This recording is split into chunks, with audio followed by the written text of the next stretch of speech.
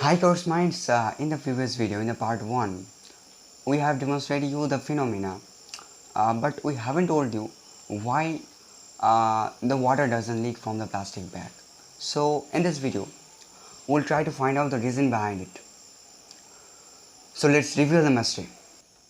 So polymers are just consist of long chains of polymeric molecules, and when we stretch the molecules, they just moves, and they align in a particle direction in which they are being pulled, and that's why the plastic is flexible.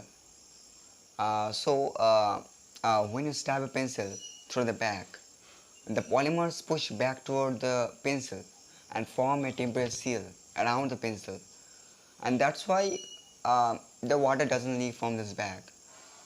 And it was just a reason, not more than. Okay.